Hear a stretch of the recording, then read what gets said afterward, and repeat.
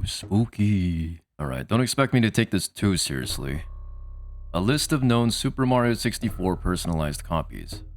Copy number 1. Believed to be in the possession of Minoru Arakawa, the first president of Nintendo of America. This version wasn't played very much, but he has claimed to see very strange things within the game. Copy number 5. This was sent directly to an official Nintendo 64 playtester. Nobody knows where it is now, as he has passed away. It is said to have messages in-game that speak directly to the player, though they appear sporadically and don't have any real basis. Copy number 7. Mario might constantly be watched in this version by a pair of sinister, glowing, red eyes. Already busting out the red eyes? They can appear in many places at random, such as outside on the castle, inside the castle, and even in levels. Which is just every area in the game. Nobody knows what these eyes represent, and nobody can find the texture for them in the game's files. Copy number 7 features creepy eyes that might start following Mario everywhere. Copy number 9. A secret hole may appear in the middle of the castle's main room, and Mario can jump into it.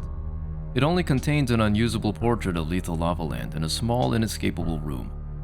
Once inside, there's no way back out, even if one were to utilize the level select feature, written in Japanese text. The options will only crash the game if attempted to use. The only known way out of this room without a crash is to reset the game.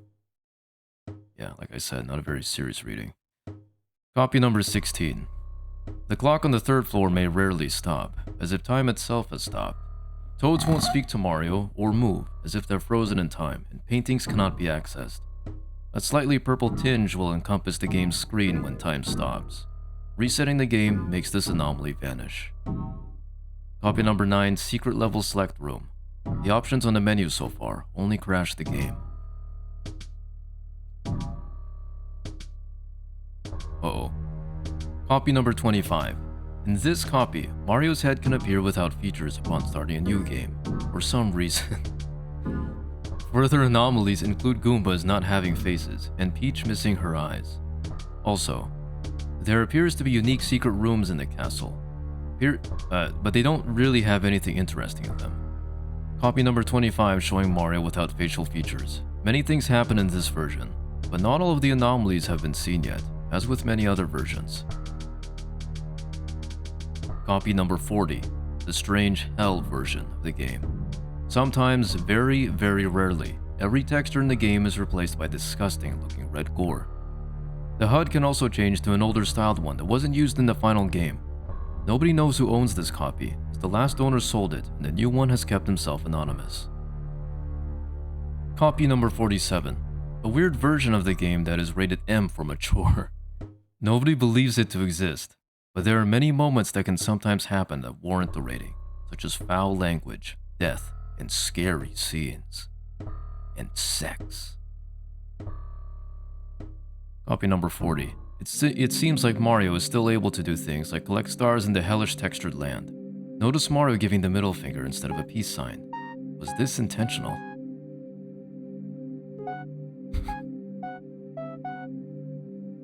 Copy number 62. A version where the endless staircase can become permanently endless. The music sometimes will stop for no reason as well. Owned by a man in Michigan, who considers himself lucky to get a relatively tame one. Oh no, we're coming up to it. An incredibly low resolution image of what's believed to be copy number 47. Note the beta heads-up display. Copy number 64. The most sought-after, infamous card of the game. This is the legendary Wario head version. Sitting too long near the entrance to Dire Docks may cause the Wario head apparition to appear. It's not known why or how it happens. Nobody knows the owner, as they've kept it private. There have been videos of the incident uploaded, but nobody knows for sure who actually owns this copy. Strangely enough, though, it's said that the Wario apparition can appear in later carts as well. Copy number 64 showing the Wario apparition. He has been reported as being sighted in other versions as well, but this version is the first known, and also the original. You want fun? Wario show you fun.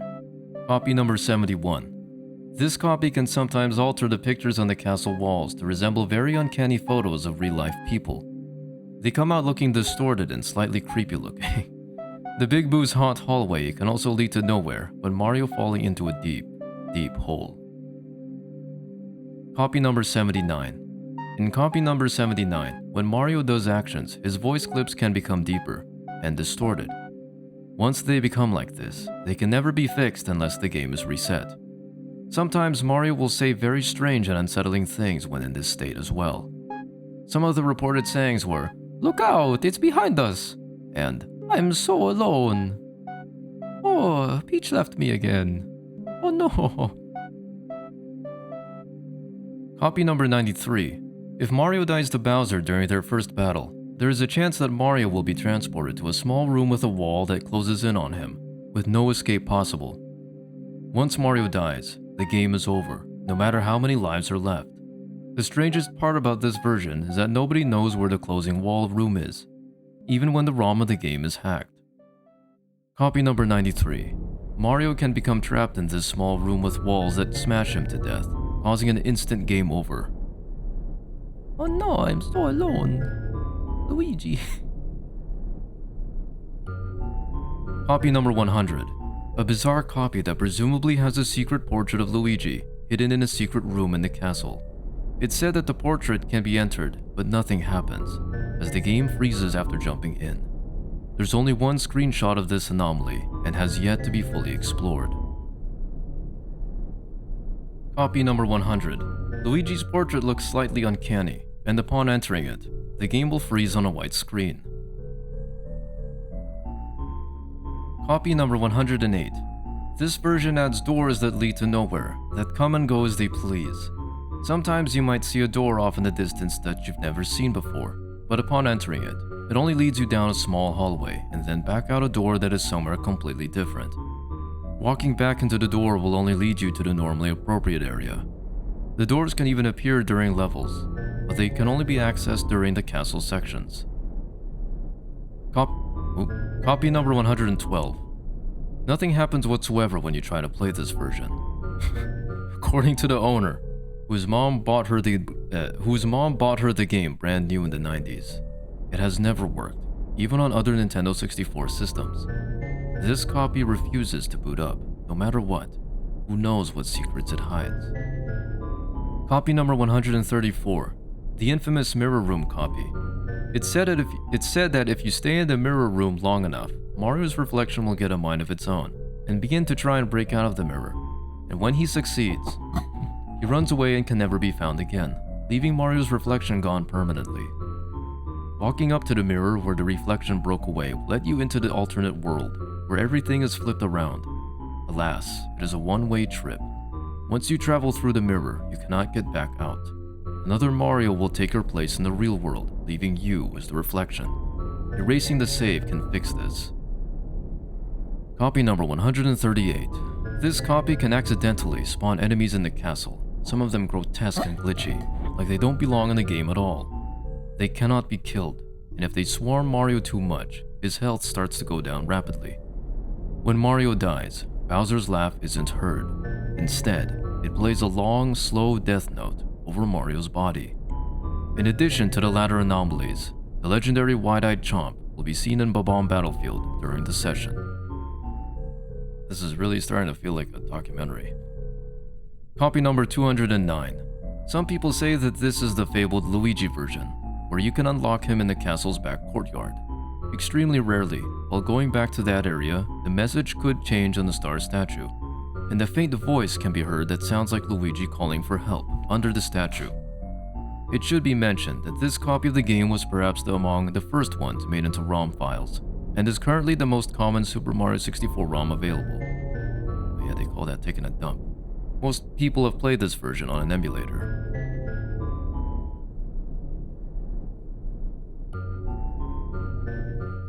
Copy number 209 being played on a Nintendo 64 emulator. This version of the game is very common with ROM hacks, and it's believed to be the one that hides Luigi somewhere within. Copy number 224. Sometimes a Toad will be standing outside of the castle doors. When talked to, he only says one message. One second.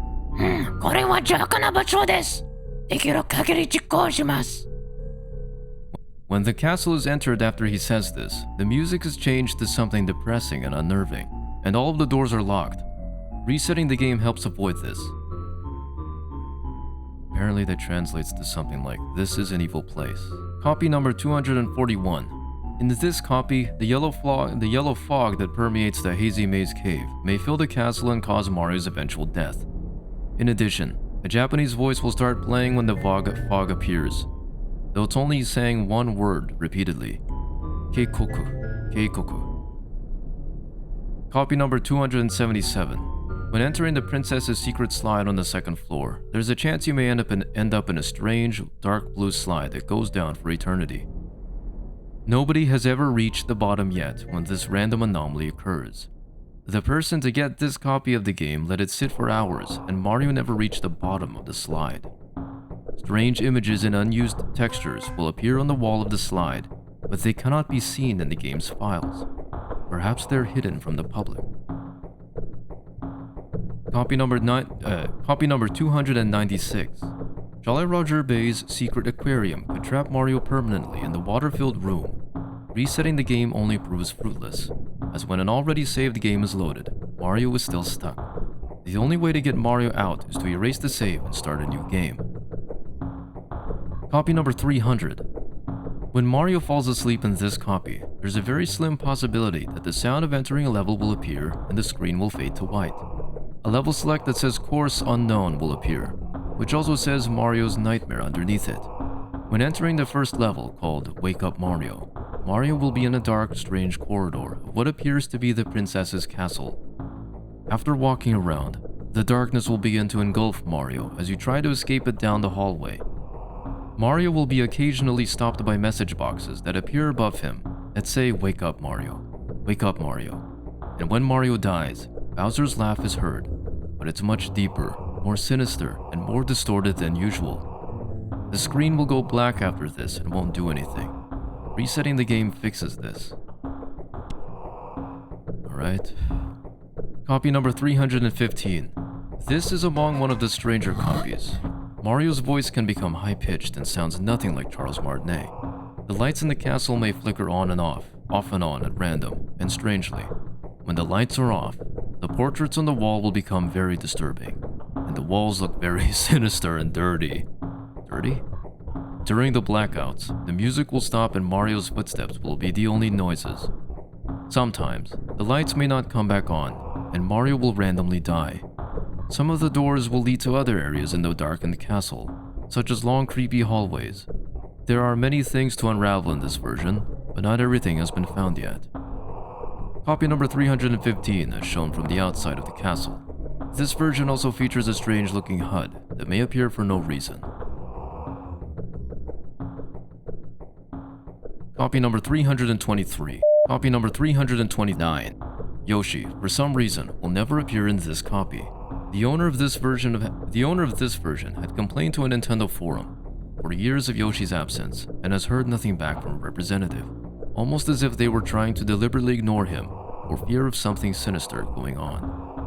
Copy number 329, where Yoshi will never appear on the castle, no matter what actions are taken to reach the top. Something supposedly happens if you wait long enough on the roof. Okay. Copy number 333. In floor 2 of the castle, the painting next to the third floor, where the clock is located, can sometimes be entered. Strangely, this painting behaves differently when jumped into. Instead of the generic sound of entering a level and the painting rippling, Mario will just jump into it, and a zoom sound will be heard as if he entered a secret place. The level is abnormal, to say the least. It looks like a dark blue cave, with not much in it. It has its own unique track that cannot be found in the game files. Many people wished they could explore this level in their version, but it seems to be downright unfinished. The painting near the third floor staircase, in copy number 333. This painting may be able to be jumped into sometimes. So I swear the quality of the prose is like... Copy number 337. In extremely rare cases, Dory can turn evil in this version of the game. Sharp teeth will appear when Dory opens her mouth. and can swallow Mario in one bite. She's also noticeably faster and targets Mario as if he's a threat. There's only one image from this version overall, so not much is known about it. Oh yeah, there's that Huggy Wuggy Dory. Copy number 337. Dory is shown with a very very scary looking mouth, about to attack Mario. One bite guarantees death. Very scary. Copy number 350.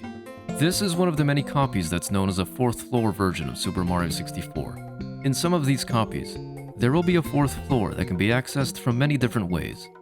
Some of the ways to the fourth floor can be found behind the walls in the clock room. Other ways include secret passages, holes, and crawl spaces that lead into the fourth floor from other areas. In this version, the fourth floor is a very strange hallway full of doors that won't open. At the end of the hall is a large star door, but upon opening it, the game will freeze. Whatever is beyond the star door is a mystery. Copy number 362. Mario's head in the opening of the game might say disturbing things that aren't in Charles Martinet's voice, such as, "They're hidden under the tree," and "There is nothing out there." This version is believed to be a fake, but it can happen, according to the owner of the cartridge. Copy number 388. Outside the castle, there may be a rusty green pipe that will rarely appear. Once you jump inside, it leads to instant game over, instant death and a game over. The frustration doesn't stop here, as it will erase your game, forcing you to start all over if it had been a previously saved one. It would be wise not to jump into the pipe. Copy number 404. This copy of the game can potentially flood the first floor of the castle with gray water that makes Mario's health deteriorate. Though it can fill most of the first floor, it does not reach the second floor past the railing. Sometimes the water will drain away, and upon entering the Jolly Roger Bay room, the painting may be seen leaking over with a strange moving texture. Copy number 410. Oddly, this version of the game cannot be beaten. During the final battle with Bowser, there is a high chance that the game will freeze for unknown reasons and show a black error screen with numbers in Japanese text explaining that the game may be damaged. Copy number 423. This copy might enable many unused assets back into the game, such as the dancing flowers. These flowers are an unused effect that, when enabled, causes a bunch of small happy bouncing flowers to spawn around Mario and follow him around. There's no information about what these flowers were used for. Sometimes Mario may start to show signs of fatigue, and the flowers stay on him for too long. Copy number 444. This version is called the Possessed Copy by the owner of it, who keeps it locked in a safe, never to be played. In some instances, Mario may stop and disallow movement at any time, for no apparent reason. His head will quickly spin around to look at the player, and quickly return to normal again. Mario has also been reported to lay on the ground and stutter slightly, and float into the air briefly with his legs missing, and then immediately return to the ground. The owner of this copy says it's nearly unplayable due to these interruptions. Copy number 451. On very rare instances, Mario may become trapped in the basement of the castle in an infinite maze that seems to generate at complete random. The walls and floors sometimes will come to a dead stop, and backtracking only takes you to a completely different segment of the maze. Resetting the game can get you out. Oh, what? Okay, we just jumped several orders of magnitude. So forget your neighbor's copy. We're looking at copies all across the United States now. The 10 millionth one. Let's see. Copy number 10,347,601. Sometimes when entering the front doors of the castle, Mario may enter a void room. The carpet sinks downward, and there's a deep black pit near the entrance door. If Mario falls in, he never hits the bottom, and falls forever until the player turns their game off. Thankfully, resetting seems to fix this weird anomaly. Copy number 11,910,000. The very last copy of the game, officially sold by any retailer. This version of the game works perfectly, with no anomalies yet found. Isn't that nice? Copy number Copy number 10,347,601, showing a sort of void that Mario can fall into, but can't get back out of unless the player restarts the game. This is the only footage of this anomaly. Alright, well that's a wrap. It's a bit interesting, the ideas, but at times it just basically boils down to saying, oh, this happened, and it was very scary. Oh, this happened for some reason. Okay, thank you so much for reading about my game.